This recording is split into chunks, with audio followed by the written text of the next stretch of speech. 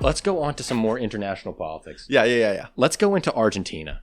Now, I am not an expert on Argentinian politics at all, okay? I'm a very average consumer of Argentinian politics, all right? I'm even less of an expert than him. And so I was not going to cover the Argentinian election at all. I wasn't even going to think about it. I just thought, something's going on over there. Their inflation's crazy. What a wild time. Mm-hmm. But I was at a bar with my friends, and we were playing pool, and we're talking about politics while we're playing, and this guy comes up to me, and he's like, he starts asking me questions about politics, like this random stranger I met at the bar, right? And eventually we're talking, he's like, well, what do you think of the Argentinian election? Random dude, right? Like a random 20-something-year-old guy. I just want to make sure you're still talking into the mic. Oh, yeah, okay. Yeah. Random 20-something-year-old guys asking me my opinion on the Argentinian election in this bar. And I'm like, honestly, I don't have one. And he starts going off. I'm like, okay, wow. I guess I need to learn about this. So here we go. Okay. The first round of the Argentinian election happened over the last couple weeks, happened in late August, and came to some very shocking results. In third place, we had the Unity for the Homeland candidate, which is basically the center-left candidate. And I'll break down all the different candidates specifically in a minute. But we have the center-left coming in third at 27%. Then we had the center-right candidate coming in at 28%. And then we had a third new party coming in at basically 31%, 30%. And his name is Javier Milei. Milei, thank you. Yeah. Javier Milei. So who is Javier Milei, and how did this third-party guy come out of nowhere and beat the two mainstream political parties? How did that happen?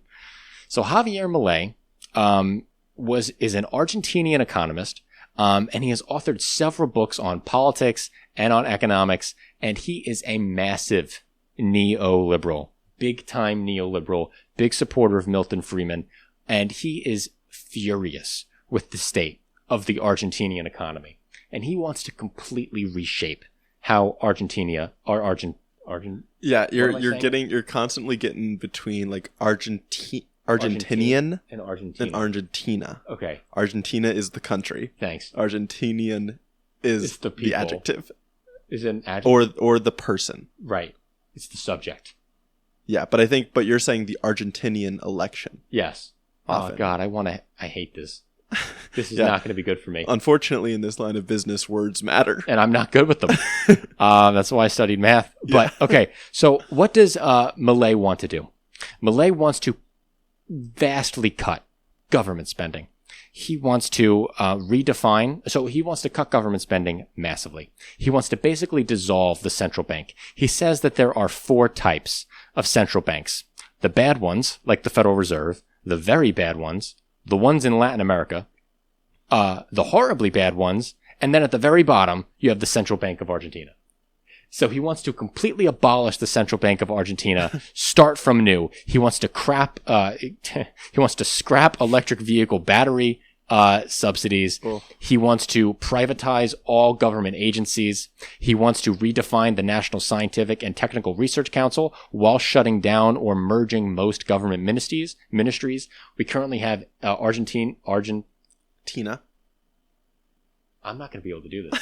Argentina currently has 18 government ministries, and he wants to cut it down to 8. So not only does this guy want to cut the number of ministries in the government from 18 down to 8, cut out 10 of the ministries, he also wants to go at the Constitution. He opposes all trade unions and describes Article 14 of the Constitution, which guarantees labor rights, pensions, and the entire Social Security system as the country's cancer, and has pledged to repeal it as president. Wow. So why would Argentina want somebody like this in office? What is causing their libertarian revolt? Yeah. Well, honestly, if any country were to have it, it has good reason. Yeah, Argentina's economy is absolutely in the dump. So Argentina has been suffering from very, very bad inflation and poor fiscal policy and monetary policy for a long time. This is not new. During the 90s, they had to receive an influx of money from the International Monetary Fund, which is not really heard of for a G20 nation. Exactly. Right. A G20 nation, one of the largest economies in the world, should not be getting money from the International Monetary Fund. Mm-hmm. And the International Monetary Fund then makes you do some type of economic policies that makes it a little bit harder to grow. They kind of prescribe austerity to you in order to get the money. Yeah, well, which makes sense because it's like, okay, if we're going to give you this money, we want you to be a little bit safer with it. But that also means if you have to be safer, it's going to be harder to invest in higher growth opportunities. Exactly. So Argentina has always been suffering from high inflation for a long time, but it has come to a head post-COVID. They are currently at over 100% inflation. So I don't know if I'm understanding why exactly is this. One of the biggest reasons is they had a massive drought and their food export has dropped 50% from last year. Why does that lead to inflation? Where's the connection? Can you help me? There is less demand for their currency on the international market. Okay. Much less demand for their currency on the international market because if, say, you're going to have to use Argentinian currency to buy Argentinian food, but if there's less of that food to buy on the international market, you don't need the currency. Right. Okay. So now we see a massive decrease in their GDP. Their GDP has basically almost not grown over the last 2 years. They had a 1.6% contraction last quarter and only a 0.7% increase this quarter. Okay. So basically no economic growth over the last year. Mm-hmm. That's kind of where they're at. Okay. Now, the government also spends a lot of money. Argentina has a large social safety net for Latin America. This goes back to basically their founding idol. His name was Perón, and Peronism has basically been what leads Argentinian politics. Peronism was very pro-labor unions. He was very pro-social safety net. Some kind of say he was somewhat of a fascist in ways where he centralized the labor unions into the state. Interesting. But that's kind of tricky. Okay. Really quick. Yeah. As two leftists, what are the lessons here? Right? The lessons here, you can go too big. Okay. That's my lesson. Yeah. Yeah. Lessons here is you can go too big. And if you don't prioritize economic growth, you are in trouble. So it's part of the problem that if all of these industries were nationalized and unions are given too much power, the common neoliberal arguments are that you're going to stifle innovation. People aren't going to want to start their own companies. Mm-hmm. Do you think, I don't know how deep you got into this. I'm like so much more of a novice. Do you think that was part of the problem? Well, I think a large part of the problem is it's kind of bigger than that. Okay. I think a big part of the problem is that Argentina doesn't have a strong currency the way the euro is or the way the dollar is. Okay. So the way that they're able to fund their social services, their central bank just has less power. I see. So they really don't have the international clout to go be printing money for social programs the way the United States does. Interesting. Because there's such a demand for the US dollar on the international market, it's so hard for it to lose value. Okay. So the United States is in a fairly great position because of that. Same thing with the euro. And I see here part of Milei's idea is to dollarize their economy. He wants to completely scrap the country's currency. Say, oh, you screwed up. Throw it all out. Gone. Done. Going to get all dollars from now on. How do you feel about that? I think that I don't know because I don't know enough. Fair. And one of the things that's great about this show is we'll be honest. When we don't know enough, we'll just say it. I'm not trying to impress anybody. Again, not our job, so you can't really blame us that much. You're not allowed to. But some economists say that a dollarized economy will not solve the problem short term. It may be an okay solution long term.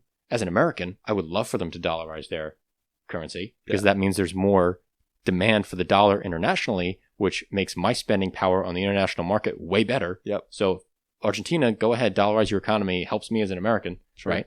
But it's just not a total solution to this problem because, one, the Argentinian international currency reserves are the lowest they've been in a very, very long time.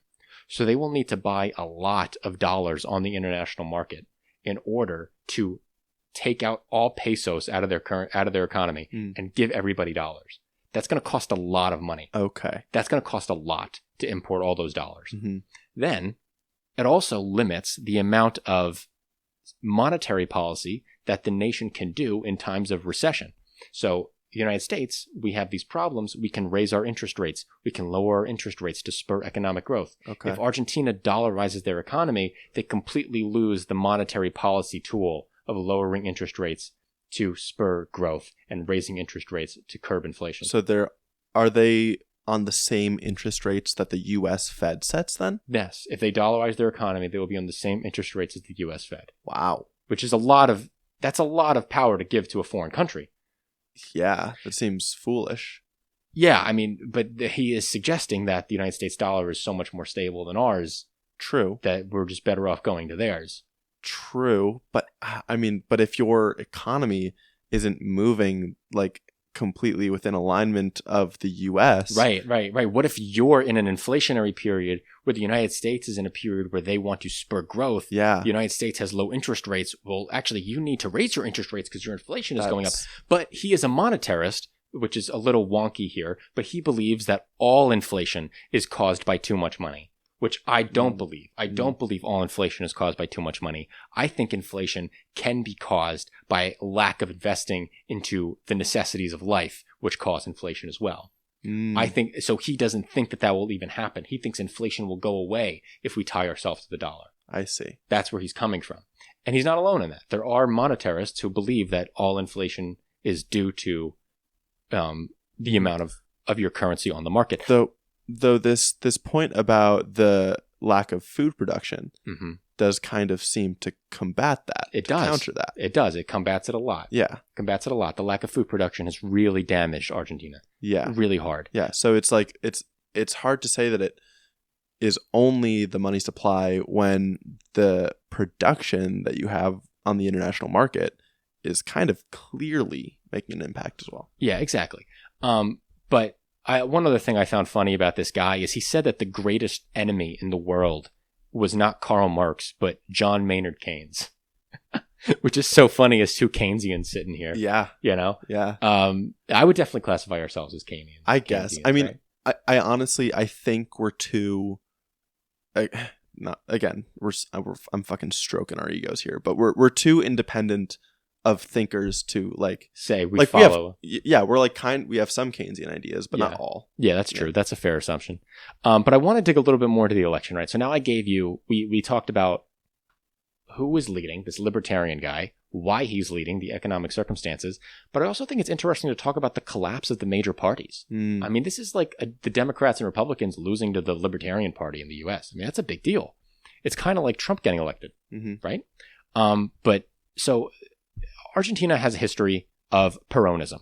Now, we talked a little bit about what Peronism is, and the party that basically represents Peronism in this election, he is the Unity for the Homeland.